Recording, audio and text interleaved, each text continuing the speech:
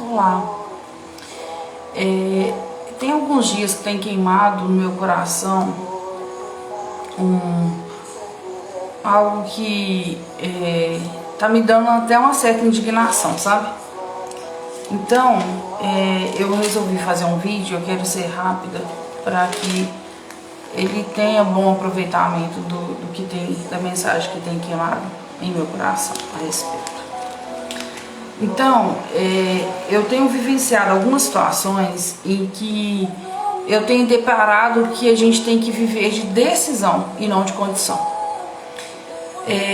E muita coisa que vai acontecendo, eu sempre esbarro na questão que a decisão, ela fica em segundo plano quando você não tem condição para executar a decisão que você tomou. Mas por muitas das vezes a gente só precisa ser um pouco mais firme na decisão que a gente tem para tomar e seguir ali em frente depois de tomada, não olhar para trás, não voltar atrás na decisão que tomou. Eu vivenciei uma situação e a pessoa falou comigo assim: eu tenho crise de ansiedade e é involuntário, eu não consigo controlar isso. E só que quando nós decidimos, só que eu questionei isso a ela, porque quando decidimos o que vamos fazer com essa crise, é que é o X da questão. O X da questão não é a crise em si, mas o que fazer com a crise. Decida o que fazer com a crise, seja ela de depressão, seja ela de ansiedade.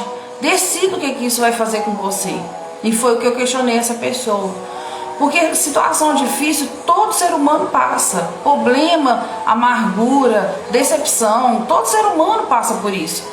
Mas você tem que decidir o que aquilo vai se transformar na sua vida. Aquilo vai servir para te deixar forte. Aquilo vai servir para moldar o seu caráter. Então eu ouço uma frase desde o ano passado, desde quando eu comecei a seguir o Pablo Marçal, que ele fala que nós não perdemos nada, ou ganhamos ou aprendemos. Então, dentro de uma situação ou dentro de algo que nos ocorreu, você não ganhou nada, você pelo menos tira aprendizado daquilo. Você não perdeu, você aprendeu. E já está muito bom, porque você aprendeu a como não vou deixar aquilo repetir de novo com você, ou como evitar certas pessoas se aproximar, ou como não criar aquele caminho que vai te dar algum prejuízo. Então você não perdeu, você pelo menos aprendeu com aquilo. Então, quando a gente está num momento de crise, a gente tem que decidir. E quando você decide, não olhar para trás. E isso vale para tudo na vida.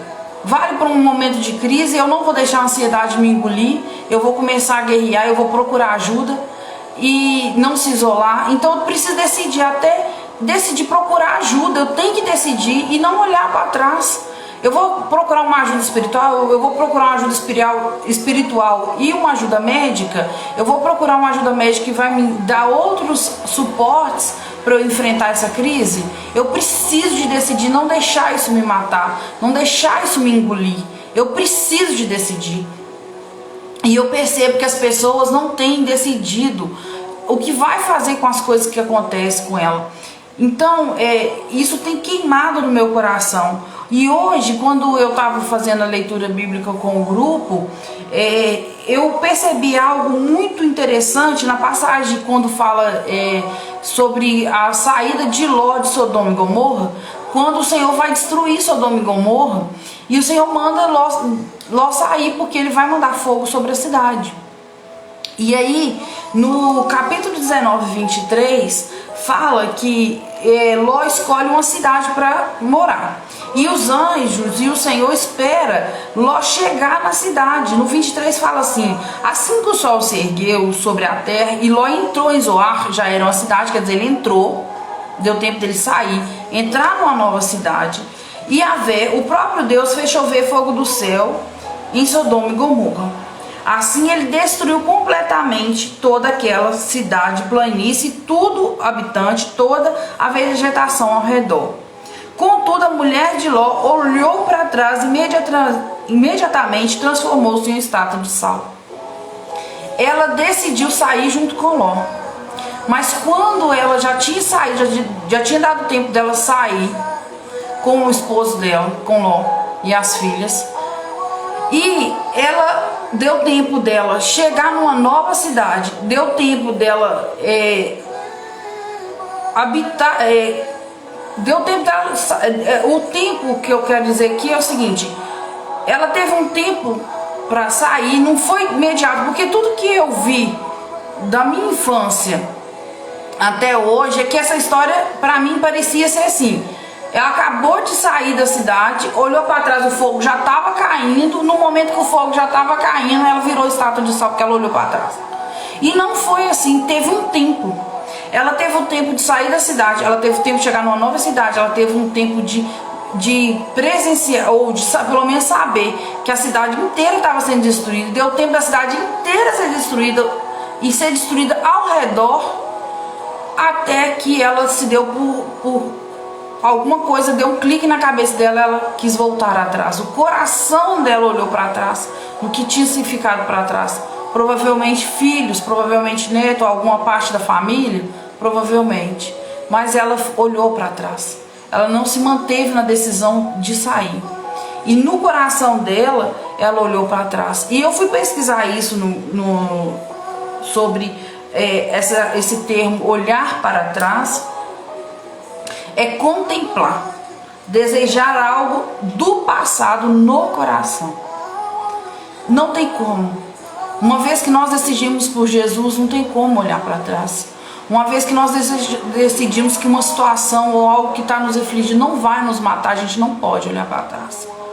Porque senão a gente vai ficar para trás e a gente vai ser engolido por aquilo.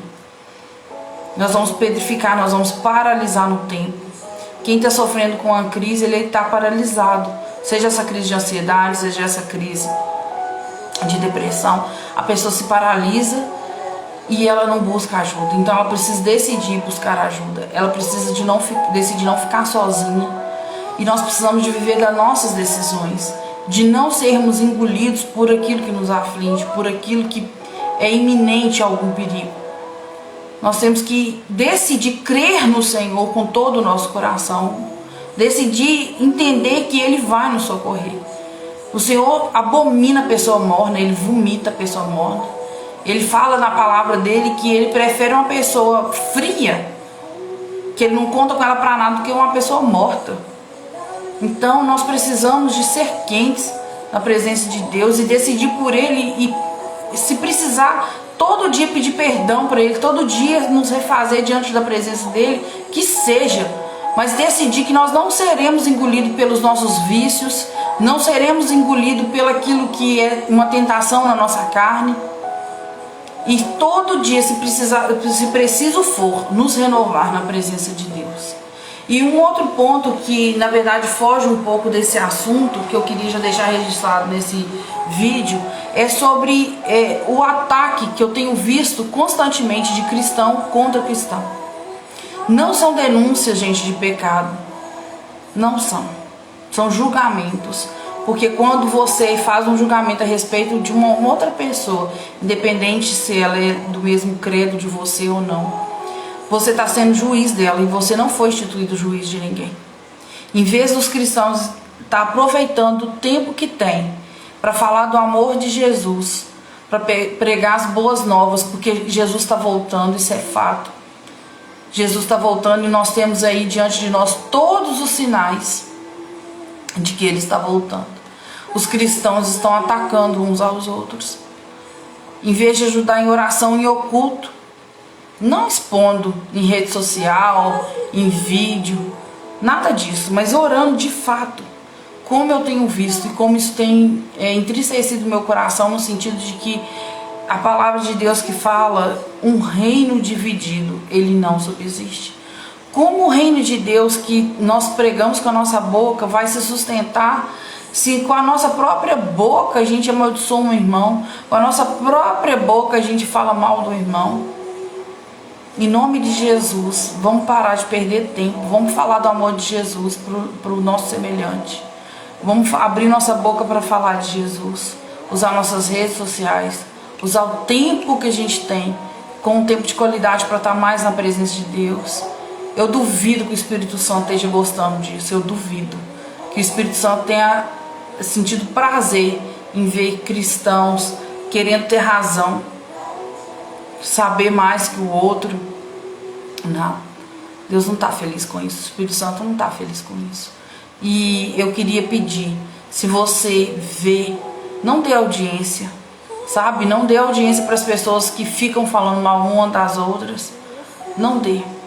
Se você sabe de algum cristão que prega a palavra e está sendo atacado, não procura por essas pessoas para saber o que está acontecendo. Se você for sugerindo algum vídeo no YouTube ou no Instagram com fofoca, não para dar atenção, não dê ibope para essas pessoas, porque o reino de Deus precisa se fortalecer. E todo ser humano erra, todo ser humano, e todos nós estávamos destituídos da glória de Deus, fomos resgatados pelo sangue de Jesus, e todos nós precisamos do sangue de Jesus nos purificando todos os dias.